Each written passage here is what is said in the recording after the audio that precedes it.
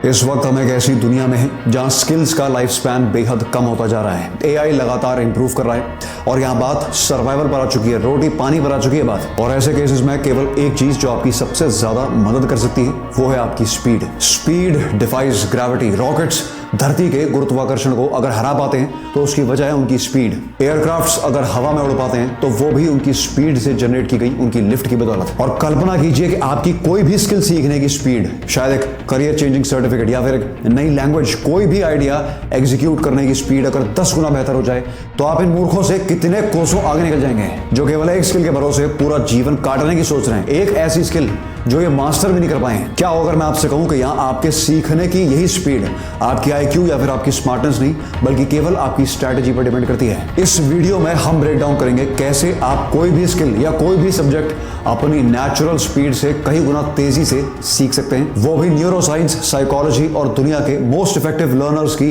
Proven techniques के base पर। आप देख रहे हैं हैकाथॉन ग्रुप और ये है हमारी series man of war.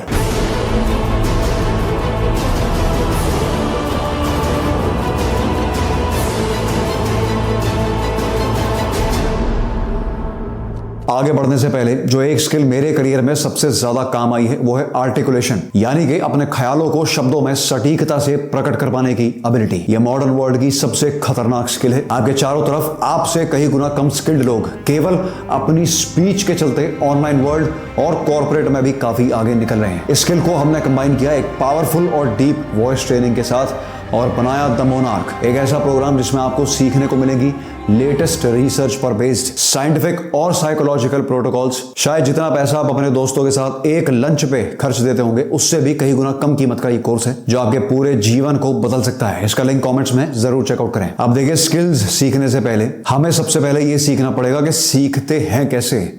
Video के इस सेक्शन में हम मास्टर करेंगे आपकी फाउंडेशन को थ्रू मेटा लर्निंग। पहला स्टेप, स्किल से पहले उसके लैंडस्केप को समझना है, उसके लैंडस्केप में समय व्यतीत करना है। देखिए, रिसर्च आपको हमेशा कॉम्पिटिटर से 10 कदम आगे रखने का सबसे सिंपल तरीका है। मिसाल के तौर पे अगर मैं दो कंपनीज के बीच में एक डील की नेगोशिएशन करने जा रहा हूं, जो कि बाय द वे एक बहुत ही इंपॉर्टेंट स्किल है, तो इन दोनों कंपनीज के इन डेप्थ फाइनेंशियल्स मुझे पता होने से मैं सामने वाले को कभी भी अपनी कंडीशंस पर आने के लिए मजबूर कर सकता हूं। अगर मुझे पता है कि किसी कंपनी का एक बड़ा सेक्शन लॉस कर रहा है तो मैं उसी को पकड़ के उनकी पोजीशन कमजोर कर सकता हूं। रिसर्च लर्निंग का सबसे पहला और सबसे महत्वपूर्ण स्टेप है, क्योंकि कुछ भी सीखते समय बहकना बहुत आसान होता है। आप किसी स्किल को सीखते सीखते उसके एक ऐसे एरिया में घुस सकते हैं जिसका ROI 0 है, मतलब रिटर्न ऑन इन्वेस्टमेंट। आप जितना समय डाल रहे हैं उसके बदले में आपको फायदा कितना मिलने वाला है ये भी आपको केवल रिसर्च से ही पता चल सकता है। हर स्किल को सीखने के लिए कई सारी स्पेसिफिक टेक्निक्स होती हैं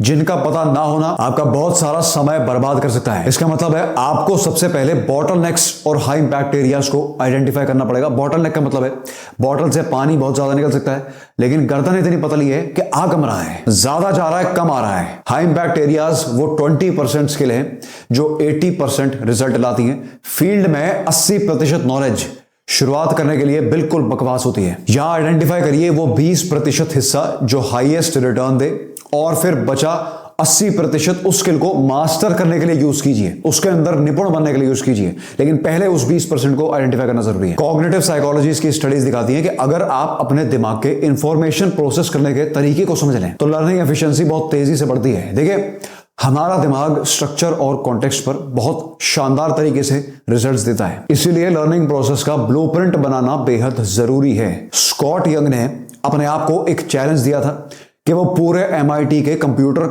साइंस के करिकुलम को सेल्फ स्टडी के जरिए 1 साल में कंप्लीट कर डालेंगे। मेटा लर्निंग यूज करके उन्होंने पहले करिकुलम को एनालाइज किया, फिर फोकस एरियाज को आइडेंटिफाई किया 80-20 और फिर रियल वर्ल्ड प्रोजेक्ट्स के थ्रू सीखना शुरू किया, जो कि उनके हिसाब से इस परिस्थिति में उनका सबसे तेज सीखने का तरीका है। रिजल्ट, उन्होंने बिना किसी ट्रेडिशनल क्लास में बैठे सारे एग्जाम्स क्लियर कर दिए। हमारा अगला पड़ाव है लेजर फोकस। डीप लर्निंग के लिए फोकस नेसेसरी है, इसके बिना होगा ही नहीं कुछ। देखिए, जब आप किसी टास्क में फुल्ली इमर्स्ड होते हैं तो आपका दिमाग एक हाइटेंड प्लास्टिसिटी के स्टेट में चले जाता है, जिसका मतलब अब सीखी गई चीजों के न्यूरल कनेक्शंस, न्यूरॉन्स के कनेक्शंस बहुत स्ट्रांग बनते हैं, चीजें देर तक याद भी रहती हैं। इसीलिए वेदांत में कहा है कि अगर आप अपने काम में इतने लीन हो जाएं तो आपको ध्यान करने की भी जरूरत नहीं है, मेडिटेशन की भी कोई जरूरत नहीं है अगर आप काम इतने ध्यान से कर रहे हैं। लेकिन मल्टीटास्किंग इस प्रोसेस को डिसरप्ट करता है। इसकी एक टिप जिसने मुझे बहुत फायदा दिया है वो है काम का एक एनवायरनमेंट बनाना जो कि कंसंट्रेशन के लिए ऑप्टिमाइज्ड हो, जिस कमरे में डिस्ट्रैक्शन की कोई वस्तु ही प्रेजेंट ना हो।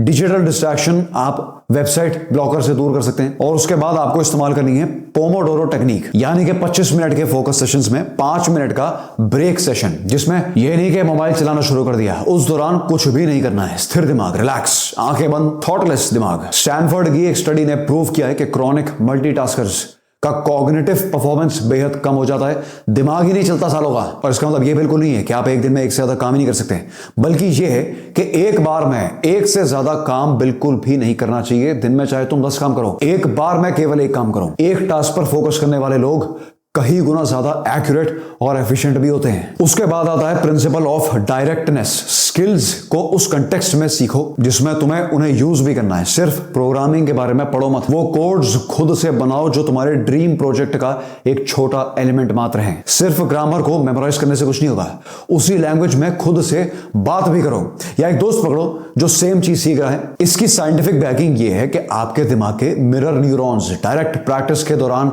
एक्टिवेट हो जाते हैं, जो न्यूरल कनेक्शंस को स्ट्रेंथन करते हैं और आपकी कोई भी स्किल जल्दी इंटरनलाइज भी करते हैं। स्टेप 4 है एक्टिव रिकॉल। पैसिव रीडिंग भूल जाओ भैया, उसकी जगह एक्टिवली टेस्ट करो कि आपने सीखा क्या है। दरअसल क्वेश्चंस आपके ब्रेन को रिट्रीव और मेमोरी पाथवेज को स्ट्रेंथन करने के लिए फोर्स करते हैं। मजबूरी बन जाएगी आपके लिए कॉन्सेप्ट्स को याद रखना अगर उससे संबंधित सवाल आपसे फ्रीक्वेंटली पूछे जाएं। इसका एक बहुत बेहतरीन ऐप है एनकी, ये विंडोज के लिए फ्री भी है। उसके बाद आपको समझना है अपना टाइम फ्रेम और सेट करना है स्पेस्ड रेपिटेशंस को। मतलब जब भी आप इंफॉर्मेशन भूलने के करीब हो उस मोमेंट पर उसे रिवाइज करना साइंटिफिकली रिटेंशन को बढ़ाता है। रिटेंशन मतलब आपके दिमाग की इंफॉर्मेशन होल्ड कर पाने की एबिलिटी।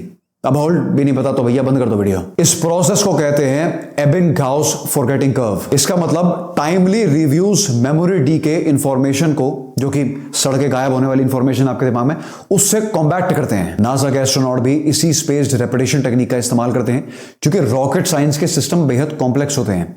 लेकिन उसके बावजूद ये एस्ट्रोनॉट्स के टिप्स पे रहना बेहद जरूरी है, आवश्यक है। अगला स्टेप है डेलिब्रेट फीडबैक। देखिए फीडबैक जो है वो एफर्ट और इंप्रूवमेंट के बीच का एक ब्रिज की तरह समझ सकते हैं आप उसे।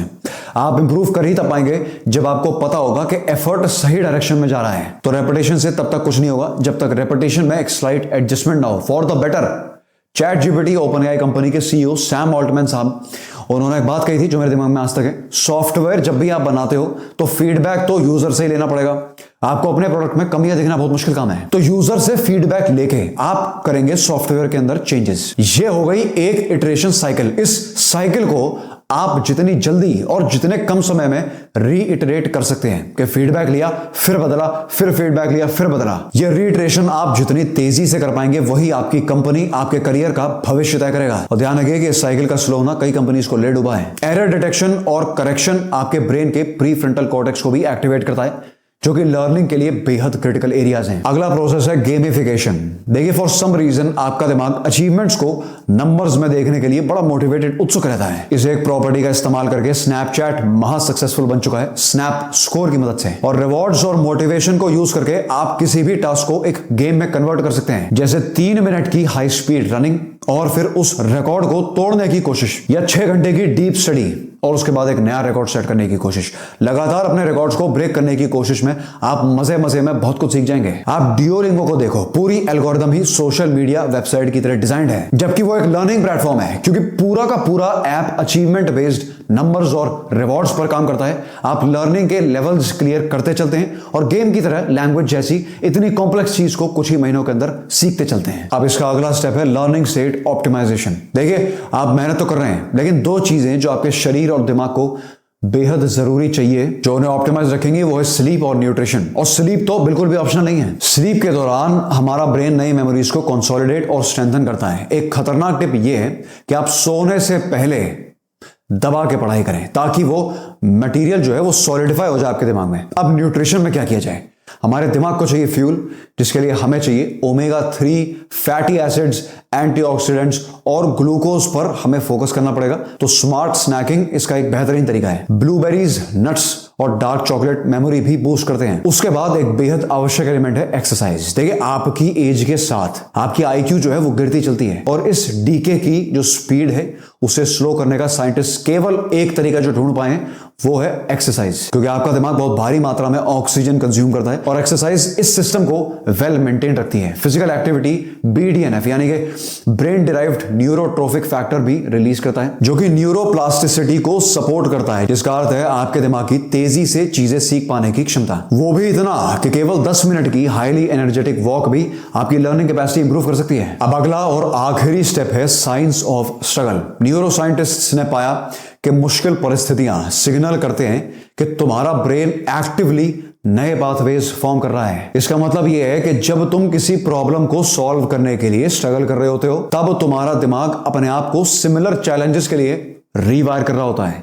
और जब भी तुम कोई ऐसी चीज करते हो जिसे करने का तुम्हारा बिल्कुल भी मन नहीं है, लेकिन जानते हो कि भविष्य के लिए बेहतरीन टास्क है, तब तुम्हारा दिमाग इन चैलेंजेस को फेस करने के लिए अपने आप को मेंटली स्ट्रेंथन करता है, और हर बार दिक्कतें और आसान होती चलती हैं। डेविड गॉगिन्स इसका बहुत ही शानदार एग्जांपल है। साइंटिस्ट ने उन्हें स्टडी भी किया है और ये पता लगा है कि ऐसी चीजें करना जिनमें आपको बेहद कष्ट होता है लेकिन आपके लिए अच्छी हैं, आपके दिमाग के ग्रे मैटर के अंदर चेंजेस लाता है, जो कि विल पावर और डिसिप्लिन को कंठस्थ रूप से अप्लाई करने का एक बेहतरीन मार्ग है। देखिए, कोई भी चीज सीखना किसी का जन्म सिद्ध गॉड गिफ्ट बिल्कुल हो सकता है, लेकिन इसका मतलब यह बिल्कुल नहीं है कि इस पे केवल उनका किसी प्रकार का कोई हक है। सही स्ट्रैटेजीज और साइंस का इस्तेमाल करके कोई भी सीखने की कला को मास्टर कर सकता है और आपका सफर शुरू होता है अब। ऐसी और वीडियोस के लिए इस चैनल को सब्सक्राइब कीजिए। द मोनार्क को चेकआउट करना बिल्कुल ना भूलें।